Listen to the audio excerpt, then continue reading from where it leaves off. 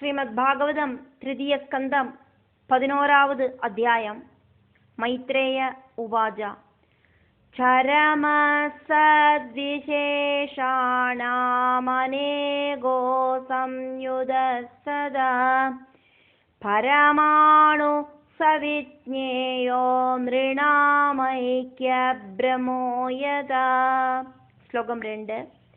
സദ ഏവ പദാർത്ഥസ്യ സ്വരൂപാവസ്ഥിതസ്യ യത് കൈവല്യം പരമമഹാനവിശേഷോ നിരന്തര. ശ്ലോകം 3.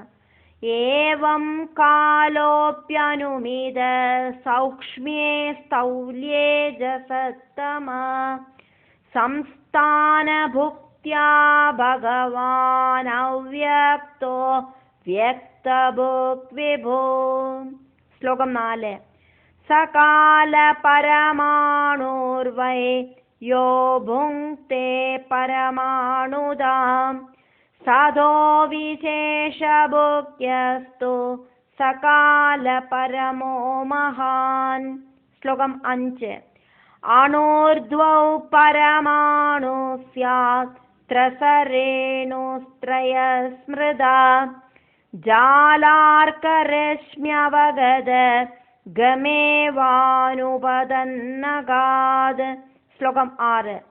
ത്രസരേണുത്രികം ഭുങ്ക്തേ യകാല സത്രുടി സ്മൃതാ ശതഭാഗസ്തു വേദസ്യാതൈസ്ത്രിഭിസ്തു ലവസ്മൃതാ. ശ്ലോകം 7. നിമേഷസ്ത്രിലവോ ജ്ഞേയ ആംനാദസ്തേ ത്രയക്ഷണ ക്ഷണാൻ പഞ്ചവിദുഃഖാഷ്ടാം ലഘുദാദശ പഞ്ചജാ. ശ്ലോകം 8. ലഘൂനി വൈ സമാംനാദാ ദശ പഞ്ചജനാടിക തേ ദ്വേ മുഹൂർത്ത പ്രഹര ഷഡ്യാമ സപ്തവാ നൃണാം. ശ്ലോകം 9. ദ്വാദശാർദ്ധഫലോന്മാനം ചതുർഭിശ്ചതുരംഗുലൈ സ്വർണമാശൈകൃതഛേദ്രം യാവത് പ്രസ്ഥജലപ്ലുതം. ശ്ലോകം 10. യാമാശ്ചത്വാരശ്ചത്വാരോ മർത്യാനാമഹനീയുബേ പക്ഷപഞ്ചദശാഹാനി ശുക്ലകൃഷ്ണശ്ച മാനധാ. ശ്ലോകം 11. തയോ സമുച്ചയോ മാസ പിതॄണാം തദഹർനിശം ദൗതാവൃതൗ ഷഡയനം ദക്ഷിണം ചോത്തരം ദിവി. ശ്ലോകം 12. അയനേ ചാഹനി പ്രാഹുർവത്സരോ ദ്വാദശ സ്മൃതാ സംവത്സരശതം നൃണാം പരമായോർനിരൂപിതം. ശ്ലോകം 13. ഗ്രഹർക്ഷതാരാചക്രസ്ത പരമാണ്വാദിനാ ജഗത് സംവത്സരാവസാനേന പര്യേത്യനിമിഷോ വിഭോ. ശ്ലോകം 14. സംവത്സര പരിവത്സര ഇടാവത്സര ഏവജ അനുവത്സരോ വത്സരശ്ച വിദുരൈവം പ്രഭാഷ്യതേ. ശ്ലോകം 15. യസൃജ്യ ശക്തിമുരുദോച്ഛ്വസയൻ സ്വശക്ത്യാ പുംസോ ഭ്രമായ ദിവിദാവതി ഭൂതഭേദാ കാലാഖ്യയാ ഗുണമയം ക്രതുഭിർവിദന്വം തസ്മൈ ബലിം ഹരദ വത്സര പഞ്ചകായ. വിതുര ഉവാച. ശ്ലോകം 16. പിതൃദേവമനുഷ്യാണാമായു പരമിദം സ്മൃതം പരേഷാം ഗതിമാചക്ഷ്വ ये स्युः कल्पात् बहिर्विदा। श्लोकं 17 भगवान् वेदकालस्य गतिं भगवतो ननु विश्वं विचक्षते धीरा योगराद्धेन चक्षुषा। मैत्रेय उवाच श्लोकं 18 कृतं त्रेधा द्वापरं च कलिश्चेति चतुर्युगम् दिव्यैर्द्वादशभिर्वर्षैर्सावधानं निरूपितम्। श्लोकं 19 चत्वारि त्रीणि द्वे चैकं कृतादिषु यदाक्रमम् संज्ञातानि सहस्राणि द्विगुणानि शतानि च। श्लोकं 20 सन्ध्यांशयोरन्तरेण यः कालशतसंज्ञयो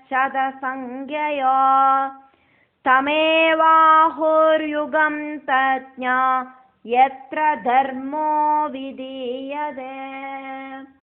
श्लोकं 21 धर्मश्चतुष्पान् मनुजान् कृते समनुवर्तते स एवान्येष्वधर्मेण वेदिपादेन वर्धता। श्लोकं 22 त्रिलोक्यायुगसाहस्रं बहिराभ्रमणो दिनं तावत्येव निशातादा यन्निमीलति विश्वसृक्। श्लोकं 23 निशावसान आरब्धो लोककल्पोऽनुवर्तते यावद्दिनं भगवतो मनून् भुञ्जन् चतुर्दश। श्लोकं 24 स्वं स्वं कालं मनुर्भुङ्क्ते साधिकां ह्येकसप्ततिम् मन्वन्तरेषु मनवस्तद्वंश्या ऋषयः सुरा भवन्ति चैव युगपत् सुरेशाश्चानुये च तान्। श्लोकं 25 एष दैनन्दिनः सर्गो ब्राह्मस्त्रैलोक्यवर्तना तिर्यक् नृपितृदेवानां सम्भवो यत्र कर्मभिः। श्लोकं 26 मन्वन्तरेषु भगवान् बिभ्रत्सत्वं स्वमूर्तिभिः मन्वादिभिरिदं विश्वम् अवत्युदितपौरुष। श्लोकं 27 तमो मात्रामुपादाय प्रतिसंवृद्धविक्रम कालेनानुगदाशेष आस्ते तूष्णीं दिनात्यये। श्लोकं 28 तमेवान्वभिधीयन्ते लोका भूरादयस्त्रया निशायामनुवृत्तायां निर्मुक्त शशिभास्करम्। श्लोकं 29 त्रिलोक्यां दह्यमानायां शक्त्या सङ्घर्षणाग्निना यान्त्युष्मणामहर्लोका जनं भृग्वादयोर्दिदा। श्लोकं 30 तावत् त्रिभुवनं सद्य कल्पान्दैदिदसि सिन्धवा प्लावयन्त्युत्कटाडोप चण्डवादेरिदोर्मया। श्लोकं 31 अन्धसत्तस्मिन् सलिल आस्ते अनन्दासनो हरि योगनिद्रानिमीलाक्ष स्तूयमानो जनालये। श्लोकं 32 एवं विदैरहोरात्रै कालगत्योपलक्षितै अभक्षितमिवास्यापि परमायुर्वयोर्दिवः। വയശതം. ശ്ലോകം 33. യഥാർത്ഥമായുഷസ്തസ്യ പരാർദ്ധമഭിധീയതേ പൂർവ പരാർദ്ധോ അപക്രാന്തോ ഹ്യപരോധ്യ പ്രവർത്തതേ. ശ്ലോകം 34. പൂർവസ്യാദൗ പരാർദ്ധസ്യ ബ്രാഹ്മോ നാമ മഹാനുഭൂത് കൽപ്പോ യത്രാഭവത് ബ്രഹ്മ ശബ്ദ ബ്രഹ്മേദിയം വിദോ.